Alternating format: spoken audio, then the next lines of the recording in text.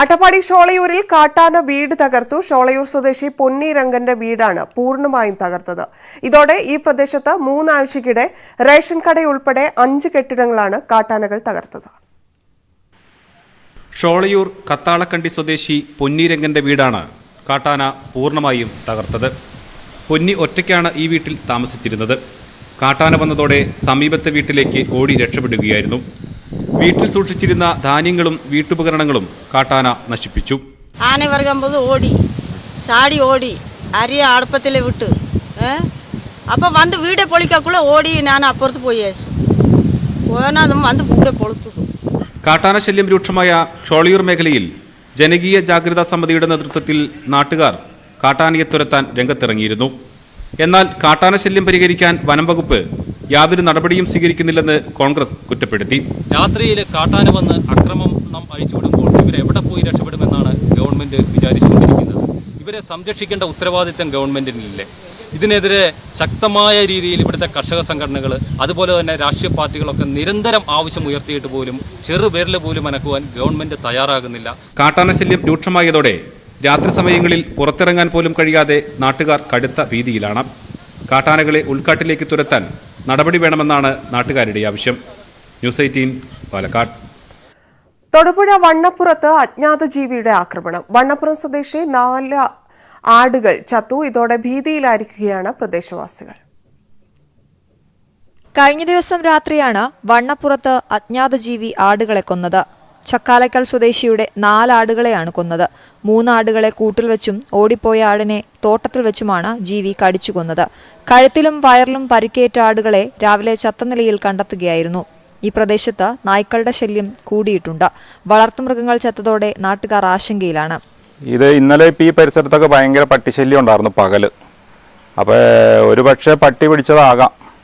പക്ഷെ പലരും പല അഭിപ്രായമാണ് പറയുന്നത്. പട്ടി ആകാം, വന്യമൃഗങ്ങൾ ഏതെങ്കിലും ആകാം.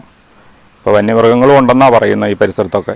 വനംവകുപ്പ് ഉദ്യോഗസ്ഥരെത്തി പരിശോധന നടത്തി. മേഖലയിൽ സമാന രീതിയിൽ വളർത്തുമൃഗങ്ങൾ നേരത്തെയും ആക്രമിക്കപ്പെട്ടിരുന്നു.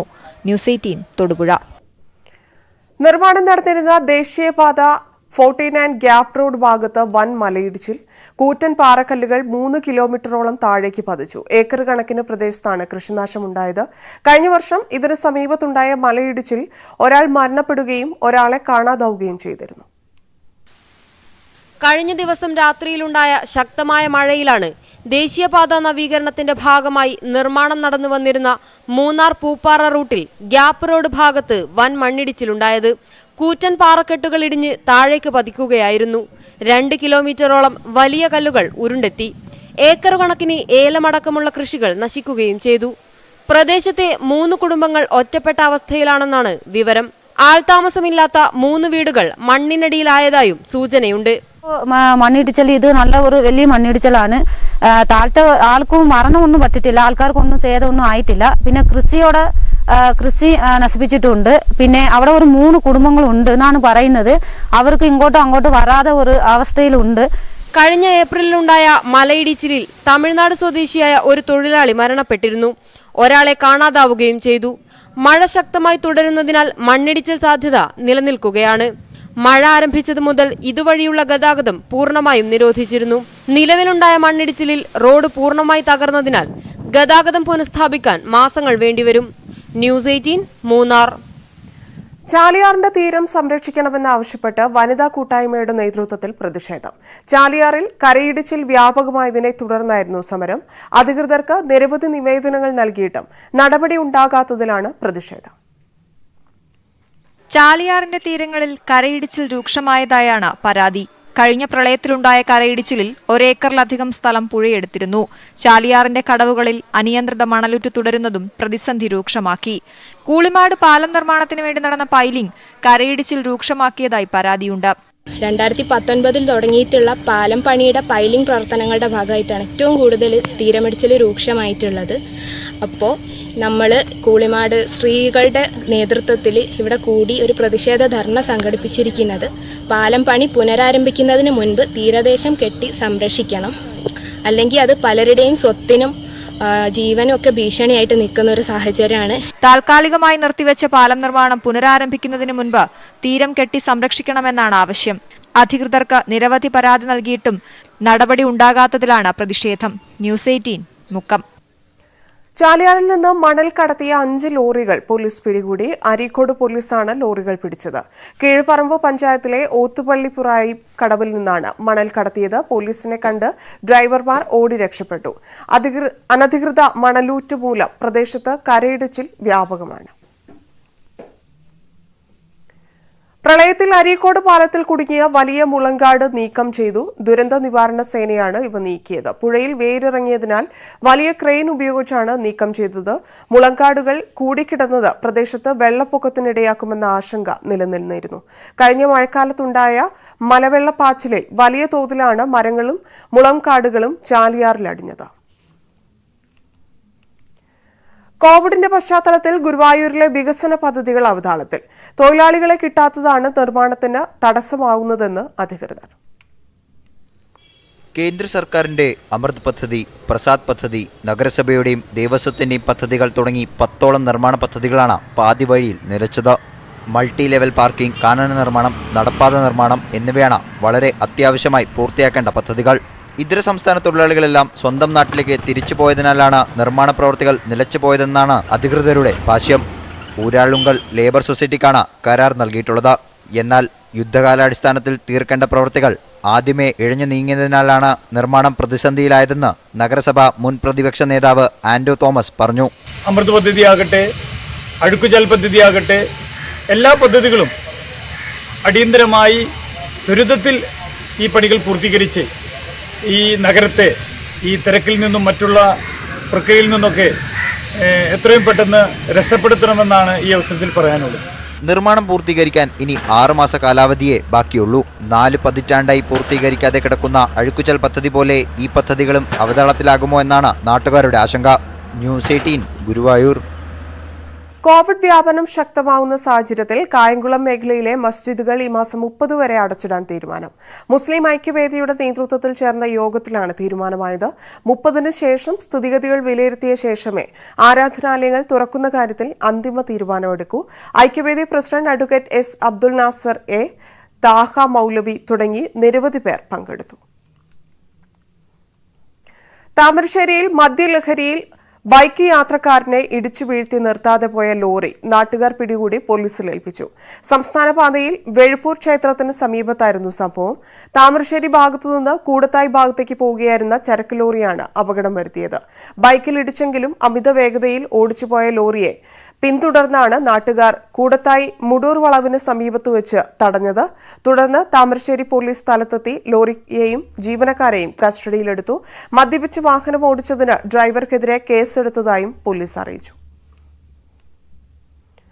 പെരുമ്പാവൂർ മഞ്ഞപ്പെട്ടിയിൽ കാറും ബൈക്കും കൂട്ടിയിടിച്ച അപകടം, ഒരാൾ മരിച്ചു. ബൈക്ക് യാത്രികനായ മാറമ്പിള്ളി കുന്നത്തുകര ബിലാലാണ് മരിച്ചത്. ബൈക്കിൽ കൂടെയുണ്ടായിരുന്ന സുഹൃത്തിനെ പരിക്കുകളോടെ രാജഗിരി ആശുപത്രിയിൽ പ്രവേശിപ്പിച്ചു. മഞ്ഞപ്പെട്ടി പെട്രോൾ പമ്പിന് മുൻവശത്ത് വെച്ച് കാറ് KSRTC ബസിനെ മറികടക്കുന്നതിനിടെ എതിരെ വന്ന ബൈക്കിൽ ഇടിക്കുകയായിരുന്നു. ഇടിയുടെ ആഘാതത്തിൽ റോഡിൽ തെറിച്ചു വീണാണ് ബിലാൽ മരിച്ചത്. 2018-ലെ ഹർത്താലിൽ താനൂരിൽ ആക്രമണം നടത്തുകയും പോലീസിന് ആക്രമിക്കുകയും ചെയ്ത കേസിൽ ഒരാൾ കൂടി അറസ്റ്റിലായി. താനൂർ പണ്ടാര കടപ്പുറം സ്വദേശി മായിൻ പുരയ്ക്കകത്ത് അൽ അമീനെയാണ് താനൂർ പോലീസ് അറസ്റ്റ് ചെയ്തത്. പ്രതിയെ സംഭവ സ്ഥലത്തെത്തിച്ച് തെളിവെടുപ്പ് നടത്തി. ഈ കേസുമായി ബന്ധപ്പെട്ട് 20ഓളം പ്രതികളാണ് ഉണ്ടായിരുന്നത്. ഇതുവരെ 14 പേരാണ് കേസിൽ അറസ്റ്റിലായത്. അന്തരിച്ച മുൻ ദേശീയ വോളിബോൾ താരം ഡാനി കുട്ടി ഡേവിഡിന്റെ മൃതദേഹം സംസ്കരിച്ചു. ഔദ്യോഗിക ബഹുമതികളോടെ കോന്നി പൂങ്കാവ് മല്ലശ്ശേരി ബത്ലഹേം മാർത്തോമ പള്ളിയിലായിരുന്നു സംസ്കാരം. സാമൂഹിക സാംസ്കാരിക രംഗത്തുള്ളവർ അന്തിമോപചാരം അർപ്പിച്ചു.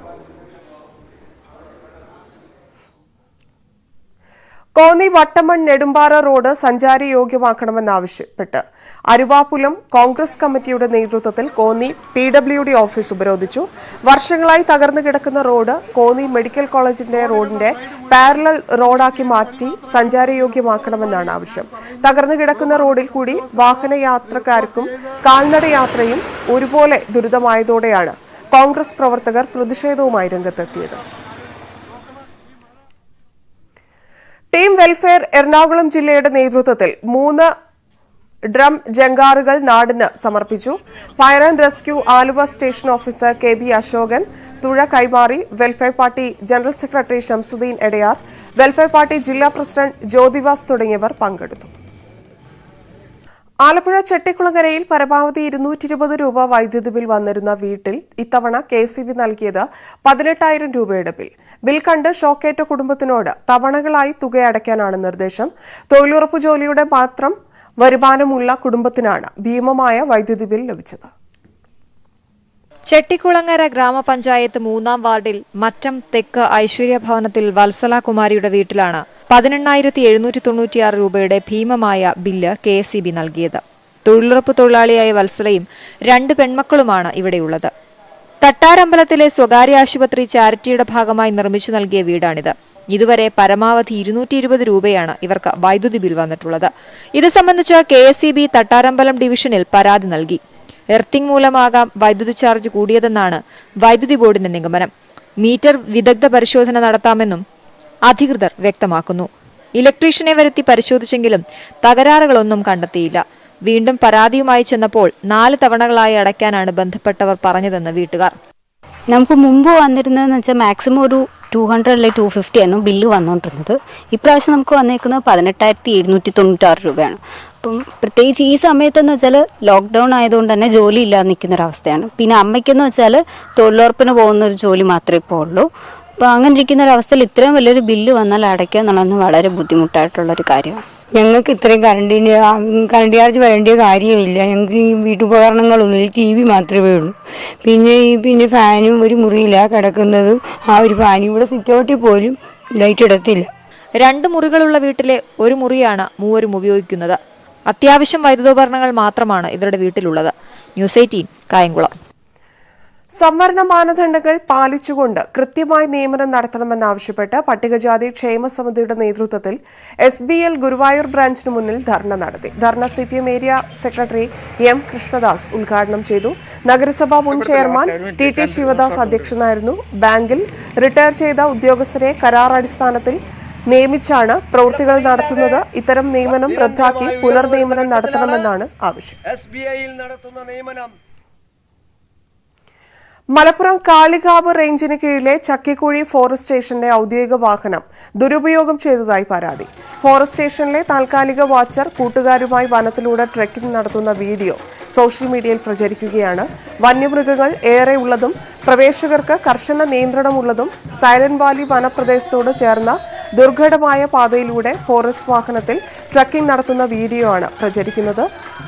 വകുപ്പ് വാഹനം ദുരുപയോഗം ചെയ്തുള്ള യാത്ര വീഡിയോ സോഷ്യൽ മീഡിയ വഴി പരന്നതോടെ വനം വകുപ്പിനെതിരെ നിരവധി പരാതികളാണ് ഉയരുന്നത്. താൽക്കാലിക വാച്ചറെ പിരിച്ചുവിടുമെന്നും സംഭവത്തിൽ അന്വേഷണം നടത്തുമെന്നും നിലമ്പൂർ സൗത്ത് മേഖല DFO പറഞ്ഞു. ലോക്ഡൌൺ കാലത്തെ പ്രതിസന്ധി മറികടക്കാൻ മീൻ വിൽക്കാൻ ഇറങ്ങിയിരിക്കുകയാണ് ഗുരുവായൂർ സ്വദേശിയായ ഋത്തിക് എന്ന +2 വിദ്യാർത്ഥി. 10ാം ക്ലാസ്സിൽ മുഴുവൻ വിഷയങ്ങൾക്കും A+ഉം +1ന് 96% മാർക്കും വാങ്ങിയ മിടുക്കനാണ് സൈക്കിളിൽ മീൻ കുട്ടയും പേറി കച്ചവടം നടത്തുന്നത്.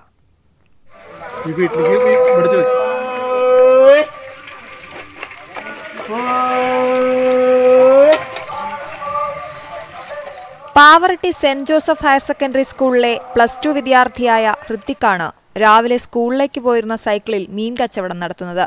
ഗുരുവായൂർ കണ്ടാണശ്ശേരി ഊട്ടുമഠത്തിൽ ഹരീഷിന്റെയും ഷൈജിയുടെയും മകനാണ് Hrithik.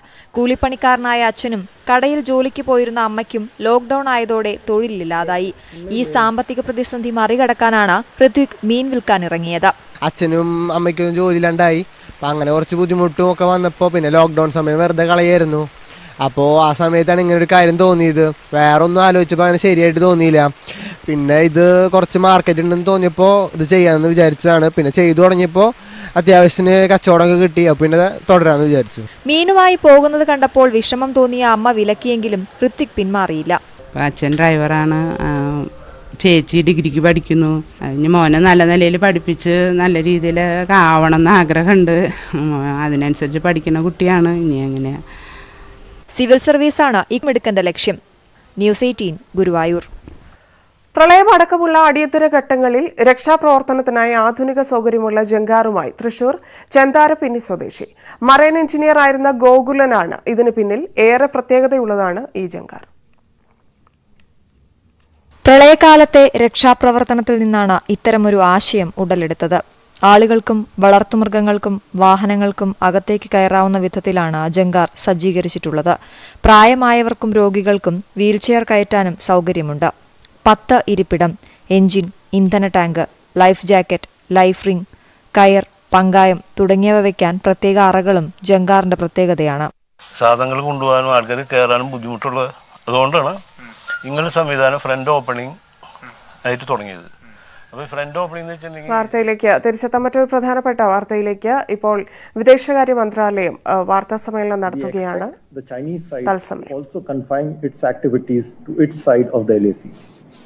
During his telephone conversation with the Chinese foreign minister, EM conveyed that the need of the hour was for the Chinese side to reassess its actions and take corrective steps. They should strictly respect and observe the line of actual control and not take any unilateral action to alter it. It was agreed that both sides would implement the disengagement understanding of 6th June sincerely. Neither side would take any action to escalate matters and instead ensure peace and tranquility as per bilateral agreements and protocols. The two sides are in regular touch through their respective embassies and foreign offices. At the ground level, the two sides have maintained communication at the commanders level. Meetings of other established diplomatic mechanisms, such as Working Mechanism for Consultation and Coordination on Border Affairs, WMCC, are under discussion. While we remain firmly convinced of the need for maintenance of peace and tranquility in the border areas and the resolution of differences through dialogue, at the same time, as Honorable PM stated yesterday, we are also strongly committed to ensuring India's sovereignty and territorial integrity. I'll also respond to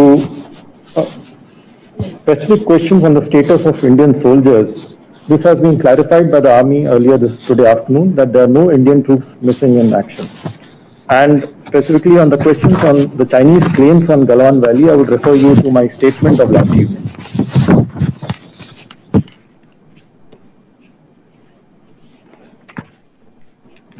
So the next set of questions are on the RIC summit. Siddhant Sibal from V1 has asked, will India participate in the RIC summit on 23rd June? Aishwarya from AP has asked, is the RIC meeting still going ahead as planned? There were comments from the Russian side yesterday. Would be grateful for a confirmation from our end as well. Maha Siddiqui from CNN News 18 has asked, is the External Affairs Minister going to participate in the Russia-India-China meeting on 23rd? Despite the current standoff with China, can this trilateral help in creating a conducive atmosphere for resolving matters? Shishir Soni from Haribhumi Samuha has asked, क्या भारत रूस और चीन के साथ होने वाली बैठक में शामिल होंगे? Abhishek Jha from DD News has asked, has India agreed to the RIC virtual meet on 23rd June proposed by Russia, or are new dates being explored? Abhishek Dhulia from NHK Japan Broadcasting Corporation has asked, so whether Foreign Minister will be joining RIC Foreign Ministers meeting scheduled on June 22nd, and could you share some details of the agenda on the meeting? Sridhar Kumaraswamy from Asian Age has asked, can the MEA give us details about Indian participation at the forthcoming RIC meet?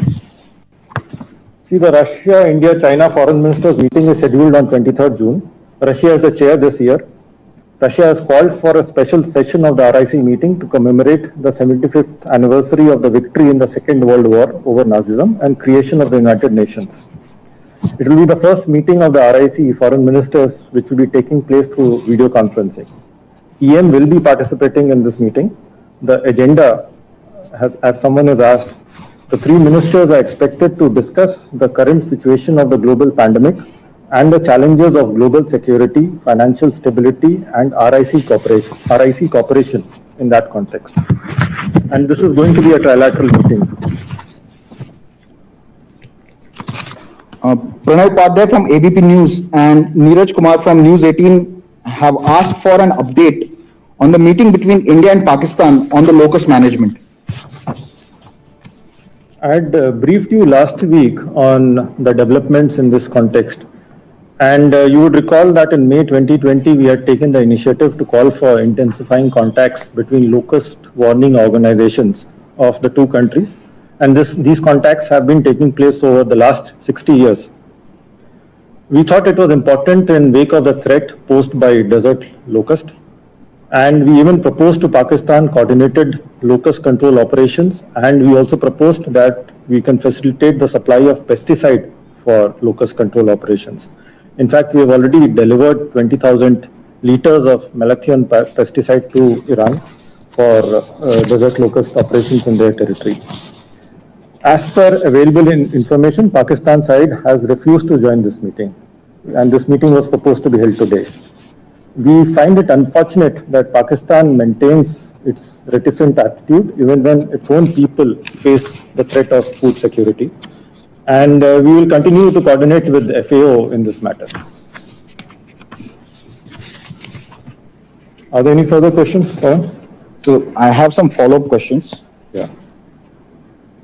Siddhant from Vion has asked, do we have any update on the extradition of Vijay Mallya? Siddhant, I briefed you last week during the weekly briefing that in the case of Vijay Mallya, after his application for leave to appeal to the Supreme Court was rejected, we are in touch with the UK side for his early extradition to India. And we have requested the UK side not to consider his asylum request. So there is nothing further in terms of update beyond that. So on China, I have a couple of follow-up questions. Pranay Upadhyay has asked, there is a statement by the Russian Foreign Ministry regarding an Indian-initiated phone call between ambassador in Moscow and the Deputy Foreign Minister of Russia. It also mentions a discussion regarding India-China LAC tensions. Did similar exercise was carried with other strategic partners like US, France, etc.? Did we brief other foreign partners? And Uma Shankar from NDTV India has asked, विदेश मंत्रियों की phone पर बातचीत को चीन അതിർത്തിയിലെ സമാധാന നീക്കം ചൈനയാണ് തകർത്തത്. ചൈന ഏകപക്ഷീയമായാണ് ഇത്തരത്തിൽ സമാധാന നീക്കം തകർത്തിരിക്കുന്നത്. അതിർത്തി ലംഘിച്ചത് ഏകപക്ഷീയമായിരുന്നു. ചൈനയാണ് ഈ മുൻകൂട്ടി ഇത്തരത്തിലൊരു നടപടി സ്വീകരിച്ചിരിക്കുന്നത്. സമാധാന നീക്കം ചൈന തകർക്കുകയായിരുന്നു. മുൻകൂട്ടി നിശ്ചയിച്ചാണ് ചൈന ഇതിലേക്ക് കടന്നതെന്നും വിദേശകാര്യ മന്ത്രാലയം വാർത്താ സമ്മേളനത്തിലൂടെ വ്യക്തമാക്കി. നാട്ടുവർത്തമാനം പൂർണ്ണമാകുന്നു. നമസ്കാരം.